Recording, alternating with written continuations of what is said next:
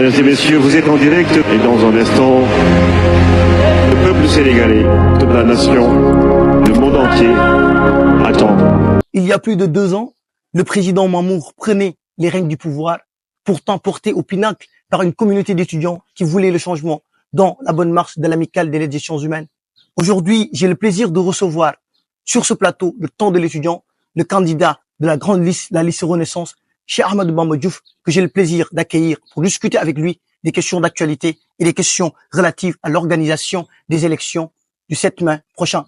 Bonsoir, Monsieur Diouf. Merci et bienvenue sur ce plateau. Bonsoir, mon cher Jim. Je vous remercie pour cette invitation. Alors, Monsieur Diouf, vous êtes une liste de plus de 50 membres, mais le constat est général. Il y a une bonne majorité féminine. Pourquoi le choix sur ce leadership féminin? Alors, faut savoir que la liste Renaissance a toujours privilégié l'engagement qu'au genre. Si aujourd'hui on a un tel nombre de femmes dans la liste, c'est parce qu'elles ont su se démarquer, surtout par leur leadership, mais aussi par leur engagement. Parce qu'il faut savoir que nous avions une secrétaire générale lors de notre premier mandat et même une présidente de commission sportive, faut le dire. Alors, et on ne peut rien faire vraiment sans les dames, parce que c'est des personnes braves, intelligentes, et surtout qui ont un bon sens de l'organisation. Alors, la réponse elle est claire, mais qu'est-ce que vous avancez par rapport aux gens qui ont tendance à dire que la liste Renaissance est une liste qui est dans l'opposition, donc elle avance des critiques faciles, parce que quand on est dans l'opposition, on critique souvent pour critiquer. Pour reprendre un peu Alioune Gueye qui disait que quand on est dans l'opposition, on détient le ministère de la parole. Est-ce que vous collaborez par rapport à cette idée? Alors, on ne critique pas juste pour critiquer. Ce qu'on fait, c'est pointer du doigt ce qui ne marche pas. Et jusqu'à preuve du contraire, on ne peut infirmer ce qu'on a dit. Alors, c'est bien aussi de critiquer, de pointer du doigt, mais c'est encore mieux d'apporter des solutions et des palliatifs aux problèmes. Et des palliatifs aux problèmes. Un peu pour m'inscrire dans cette relance, est-ce qu'il y a urgence, selon vous, qui peut justifier concrètement ce besoin de rupture ou de changement que vous prenez tant, vous, la liste Renaissance?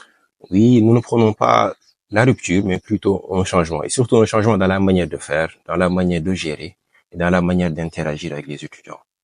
C'est aussi une continuité de nos précédents projets, parce qu'il faut savoir qu'avant de perdre le pouvoir l'année passée, il y avait plein de projets en cours. Je fais notamment référence au jardin, parce que le but c'était de mettre des bâches sur les chaises ainsi que de l'éclairage pour permettre aux étudiants d'être sous l'ombre le jour et sous la lumière la nuit.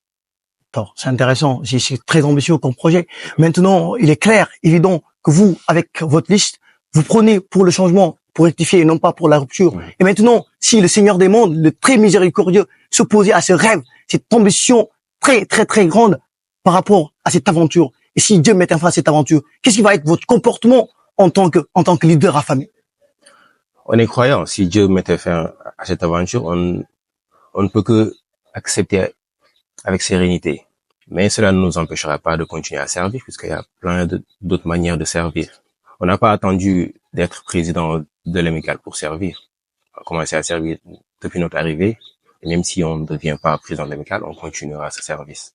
Merci. Et alors, président Bamba, si vous devez nous dire en un mot ou en une phrase votre slogan, ça va être quoi? Notre slogan, lanterne de la solidarité humaine.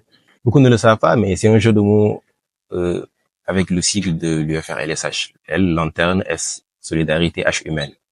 Et c'est surtout pour éclairer sans brûler et montrer la voie de la solidarité.